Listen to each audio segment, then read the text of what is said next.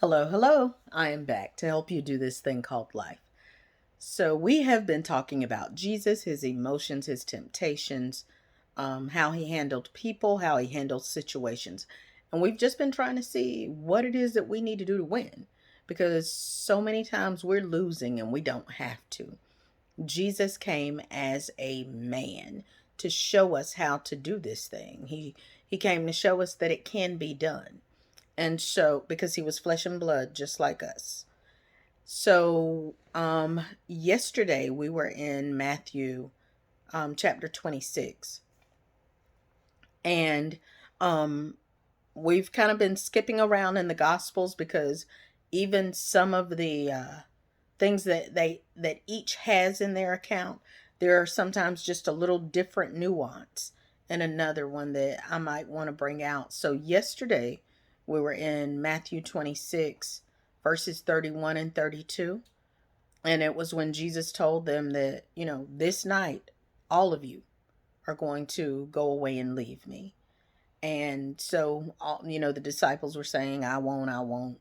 Well, there's a something with Peter that I want us to talk about, but the version, the account that I would like to come from is Luke chapter 22, and this is verse 31 through 34.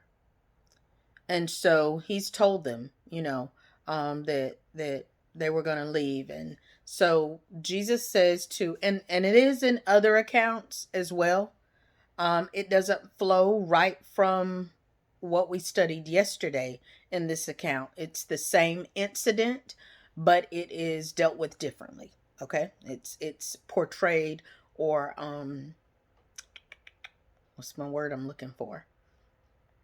Relayed to us in different terms. So the one that I really want to see is Luke 22, verses 31 through 34. And it says, Simon, Simon, this is Jesus talking. Listen, and this is Good News Translation.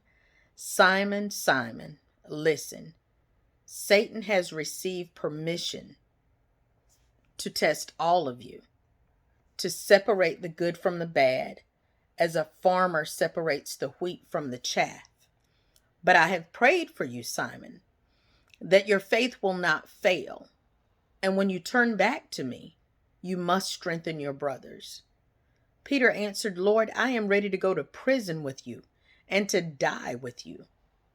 I tell you, Peter, Jesus said, the rooster will not crow tonight until you have said 3 times that you do not know me. Now, there's a lot in those 4 verses. There's a lot there.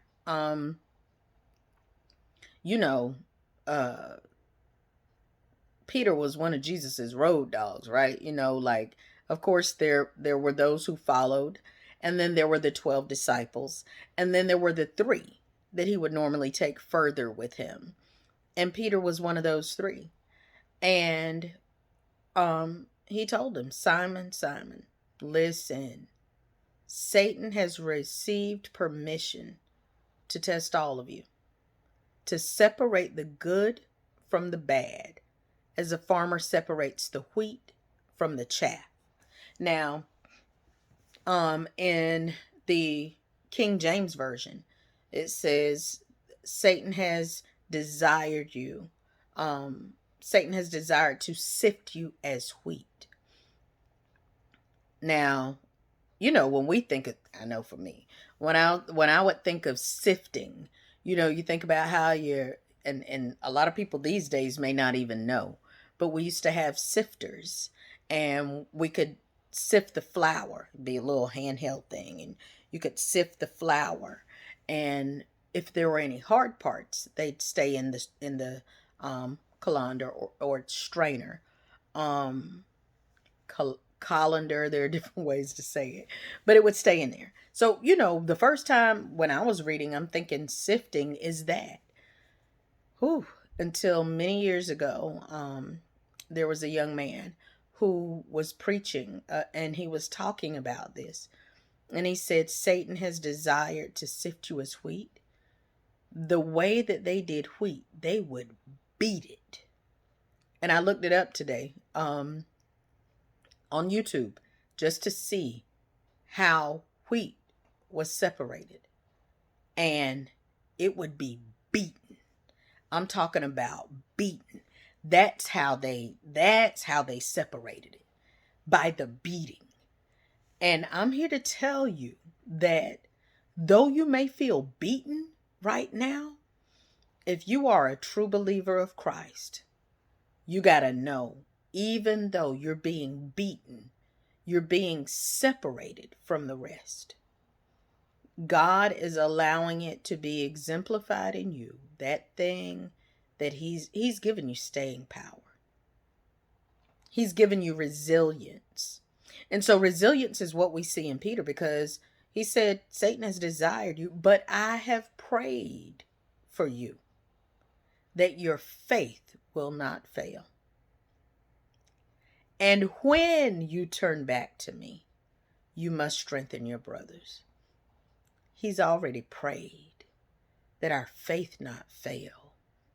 Don't let your faith fail. I don't care how this beating seems to be coming. Don't let faith is trust in God. Don't let it move your faith in God. Don't let it move your trust in God.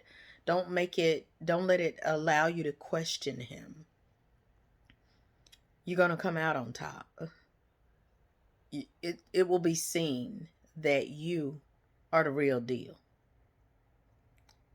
Even though you're going through a time, even though you're going through tests and trials, even though you may fall, when you get up, when you turn back to him, when you hold on tight, strengthen the brothers.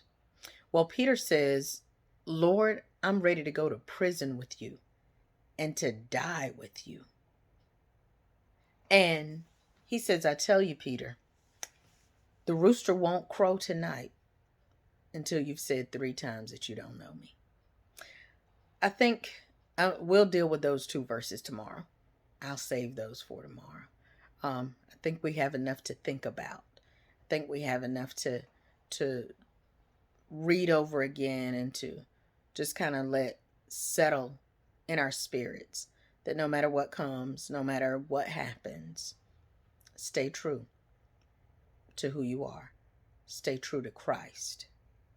Don't let your faith fail. And when you get your strength, when you get back up, strengthen your brothers and your sisters. This has been One More Minute with Marcy. I'll be back tomorrow with another moment of momentum producing motivation. Until then, stay encouraged. And remember, you got to flutter before you can fly. But flying is in your future. I love you.